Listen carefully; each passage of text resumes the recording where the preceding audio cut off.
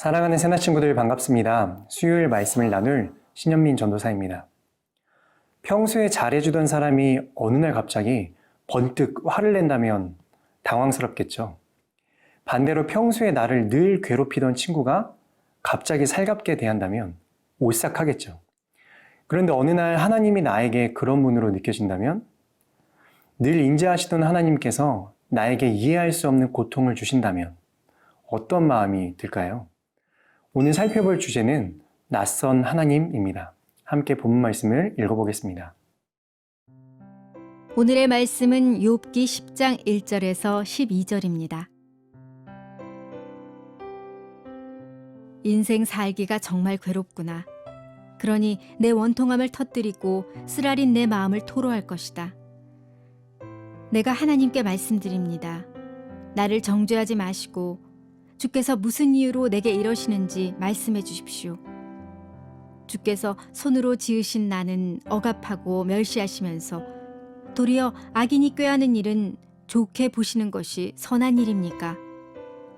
주께 있는 것이 육신의 눈입니까? 사람이 보듯이 보십니까? 주의 날이 사람의 날과 같습니까? 주의 해가 사람의 해와 같습니까? 내 잘못을 찾고 내 죄를 탐색하시다니요. 주께서는 내가 악하지 않은 것을 아시고 나를 주의 손에서 빼낼 자가 없음도 아십니다. 주의 손이 나를 만들고 나를 두루 다듬어 주셨는데 이제 와서 나를 멸망시키시려 하십니까? 주께서 나를 진흙같이 빚으셨다는 것을 잊지 마소서. 나를 다시 흙으로 돌려보내시렵니까? 주께서 나를 우유같이 쏟아붓고 치즈같이 굳히지 않으셨습니까? 내게 가죽과 살로 옷 입히시고 뼈와 힘줄로 짜서 나를 만들지 않으셨습니까?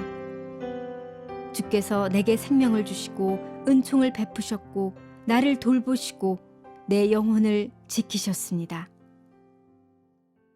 2절 말씀 함께 읽겠습니다. 내가 하나님께 말씀드립니다. 나를 정죄하지 마시고 주께서 무슨 이유로 내게 이러시는지 말씀해 주십시오. 하나님께서 고난을 주실 때는 분명한 이유가 있습니다. 그런데 그 이유를 모를 때에는 고난을 감당하기가 무척이나 어렵습니다.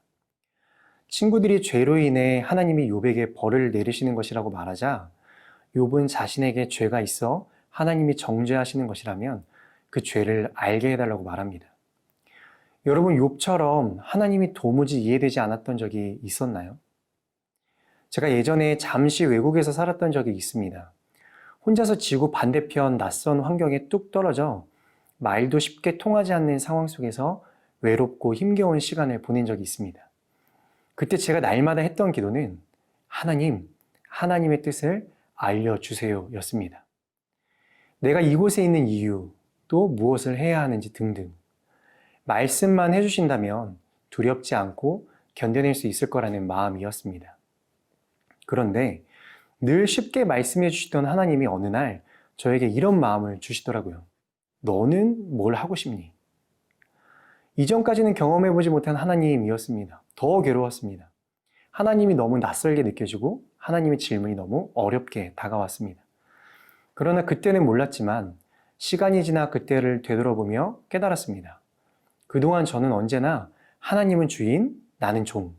이렇게 시키시면 한다 식으로 주종 관계로만 여겼었는데 하나님은 나에게 아버지와 아들, 친밀한 친구의 관계를 가르쳐 주기 원하셨던 것이었습니다. 사랑하는 새나 여러분, 때로는 하나님이 낯설게 여겨질 때가 있죠. 그때는 내 생각보다 높은 하나님의 생각이 내 길보다 더 완전한 하나님의 길이 있음을 기억하시길 바랍니다. 그 시간들을 통해 하나님을 향한 내 믿음과 소망과 사랑이 더욱 견고해지도록 인도해 주실 것입니다.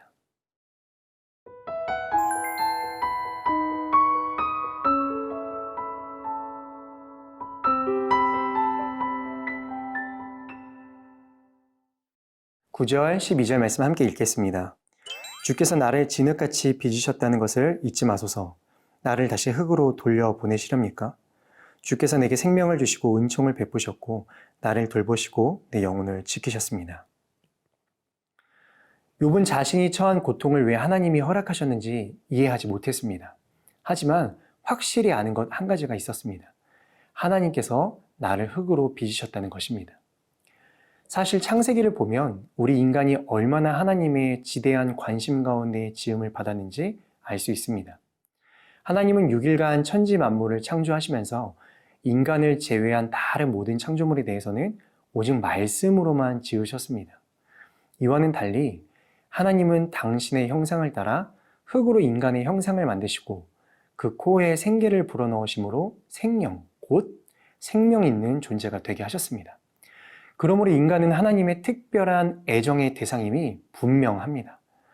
이렇게 하나님의 특별한 관심과 애정 가운데 인간을 지으셨기 때문에 하나님은 인간의 범죄 후에도 인간을 완전히 버리지 못하셨습니다. 나중에는 그 인간을 구원하기 위해 당신의 고귀하신 독생자를 희생하시기까지 하셨습니다. 그러므로 우리는 하나님의 특별한 애정으로 지음받은 창조물로서 자부심을 가져야 합니다. 사랑하는 새나 여러분, 하나님께서 이토록 사랑하는 우리에게도 때론 고난을 주시며 고통을 겪게 하십니다. 이것은 우리의 죄 때문일 수도 있지만 우리의 모든 삶과 상황이 원인과 결과로만 해석될 수 있는 것이 아닙니다. 하나님은 우리의 원인보다도 더 근본이 되시는 분이시며 우리의 결과조차도 완전히 다스리시는 분이시기 때문입니다. 그렇기에 우리는 원인과 결과로 우리의 삶을 바라보는 것이 아니라 하나님의 목적과 목표가 깃들어 있음을 기억하고 이해해야 합니다. 때론 하나님이 멀고 낯설게 느껴져도 여전히 하나님에 대한 우리의 믿음이 약해지지 않을 수 있도록 오늘도 하나님을 향한 신뢰를 입술로 고백하는 모든 새나 친구들이 될 수 있기를 주님의 이름으로 축복합니다. 사랑의 하나님, 하나님의 모든 뜻과 생각을 다 이해할 수는 없지만 그럼에도 언제나 나를 향한 하나님의 신실하신 사랑과 최고의 계획이 있음을 믿음으로 고백할 수 있게 해주세요.